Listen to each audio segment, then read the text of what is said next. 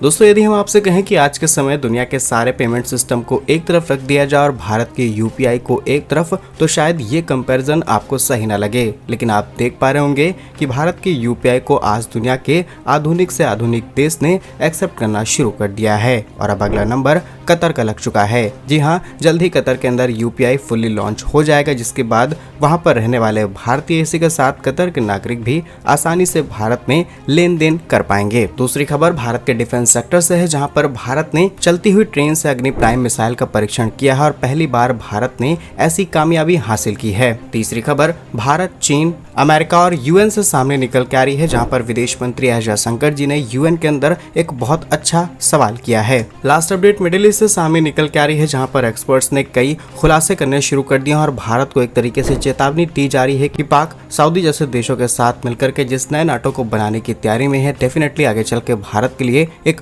बड़ा खतरा बन सकता है। आइए जानते हैं आज के इस वीडियो में सारी इंपॉर्टेंट अपडेट डिटेल्स में। यदि आपको हमारा काम क्वालिटी पसंद आए, वीडियो को लाइक, चैनल को सब्सक्राइब जरूर कीजिएगा, क्योंकि आपका ये छोटा सा काम आप तक ये खबरें लाने में हमारी बड़ी मदद करता है। तो सबसे पहली खबर भारत की तरफ से तैयार किए गए यूपीआई से सामने निकल के आ रही है। अब दुनिया भारत के यूपीआई को बहुत बड़े लेवल पर एक्सेप्ट कर रही है। इसके पीछे वजह है कि जो अचीवमेंट, जो यूजर बेस यूपीआई ने बहुत ही कम समय में हासिल किया है, इसे हासिल करने के लिए वीजा, मास्टर कार्ड जैसे बड़े जायंट्स ने कई साल खर्च कर दिए।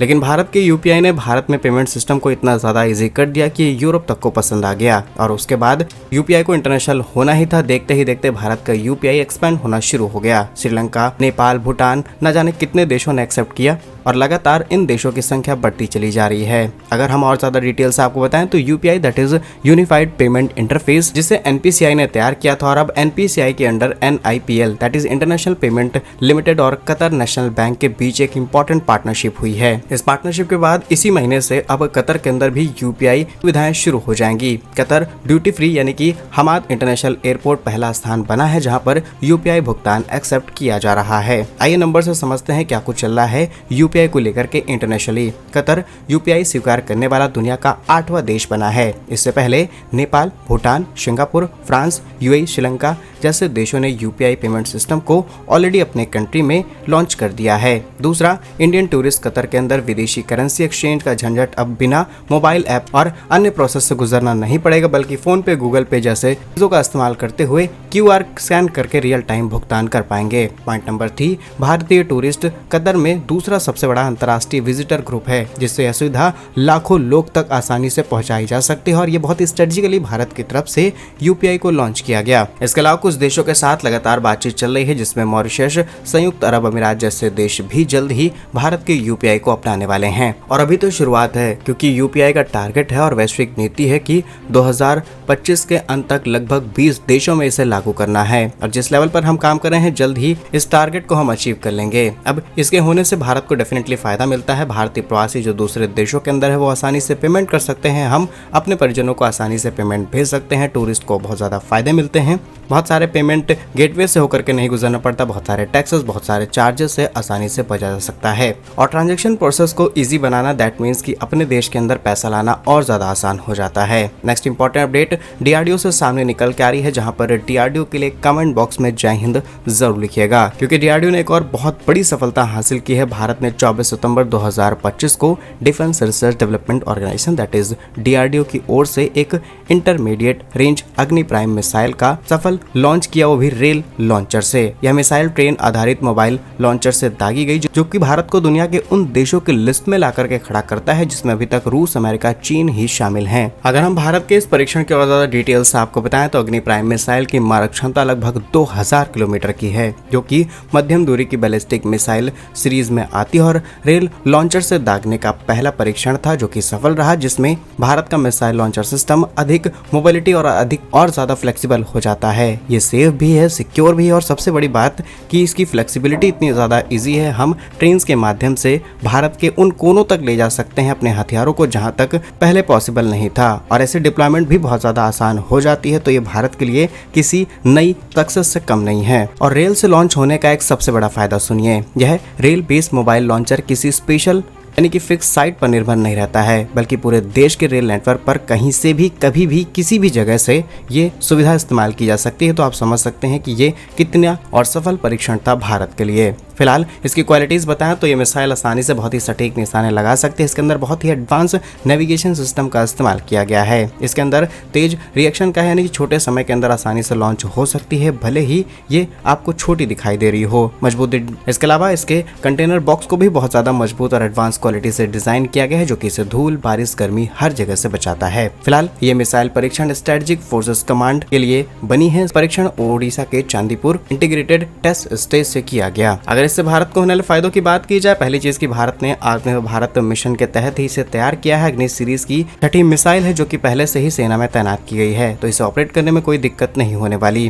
दूसरी बात कि जैसे ही भारत ने इसका परीक्षण किया, चीन के पेट में दर्द शुरू हो गया। आप अंदाजा लगा सकते हैं भारत की रणनीति अंतर्राष्ट्रीय स्तर पर मजबूत होगी। भारत के ये एक्सपेरिमेंट्स देखते हुए दुनिया भर में भारत का ट्रस्ट बिल्ड होगा। हम आसानी से हथियार एक्सपोर्ट कर पाएंगे। सीमा के अंदर जो होने वाली घुसपैठ है, ये सब हम आसानी से कंट्रोल कर सकते हैं और अंतर्राष्ट्रीय स्तर पर भारत बराबरी कर रहा है रूस, अमेरिका, चीन जैसे देशों की। और भविष्य में अग्नि प्राइम को भारतीय सेना में भी शामिल किया जा सकता है। नेक्स्ट अपडेट यूएन यानी कि संयुक्त राष्ट्र महासभा से सामने निकल के आ रही। इसकी रिसेंटली बैठक कंप्लीट हुई है। 80वें सत्र के दौरान भारत के विदेश मंत्री डॉक्टर एस जयशंकर जी भी वहां पहुंचे थे और उन्होंने बहुत ही सही बात रखी है पूरी दुनिया के सामने, जहां पर ग्लोबल साउथ देशों की उच्च स्तरीय बैठक में भारत की तरफ से पार्टिसिपेट किया गया और इसमें सबसे बड़ा मुद्दा था बहुवाद यानी कि मल्टीलैटरिज्म। आप देख पा रहे होंगे संयुक्त राष्ट्र सुरक्षा परिषद जैसे बड़े ताकतवर संस्थानों में कुछ गिने चुने देशों की बहुत ज्यादा चलती है। वहीं जो गरीब देश है, जहां पर आर्थिक स्थिति सही नहीं है, वहां पर किसी भी तरीके की डेवलपमेंट हो, उन्हें किस तरीके से गरीबी से निकाला जाए, या फिर जो देश आज कई सारे चैलेंजेस फेस कर रहे हैं, उन्हें किसी प्रकार की मदद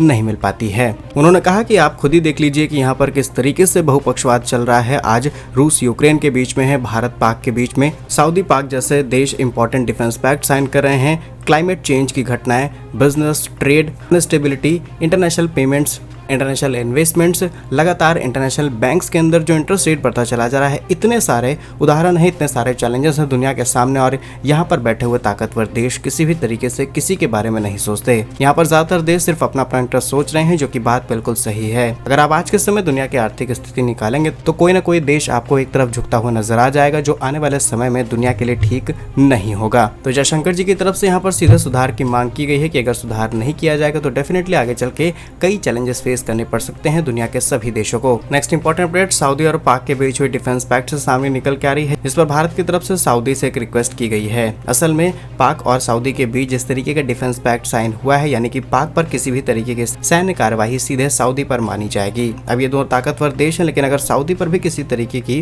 कार्यवाही होती है तो पाक पर मानी जाएगी। और पाक के पास है लगभग 170 परमाणु हथियार। और जैसे ही खबर सामने निकल के आई, खाड़ी के देशों के अंदर हलचल तेज हो चुकी है डेफिनेटली, क्योंकि अब इनके पास भी परमाणु संपन्न देश का साथ मिल चुका है, तो खतरे बढ़ जाते हैं। अब इसका असर भारत पर भी दिख रहा है। भारत ने सऊदी अरब से संवेदनशीलता पर ध्यान रखने की अपील की है, यानी कि जो भी डिफेंस पैक्ट साइन किया गया है, इसे बहुत ही सेंसिटिव पर्सपेक्टिव से देखना चाहिए, अदरवाइज दिक्कतें पैदा हो सकती हैं, ना सिर्फ भारत के लिए बल्कि पूरे मिडिल ईस्ट के अंदर घमासान खुल सकता है। बाकी क्या कुछ कहना है आपका इन सभी खबरों पर कमेंट्स में जरूर बताइए। भारत के ऐसे ही वीडियोस पाने के लिए वीडियो को लाइक, चैनल को सब्सक्राइब बटन को जरूर दबाइए। वंदे मातरम, भारत माता की जय।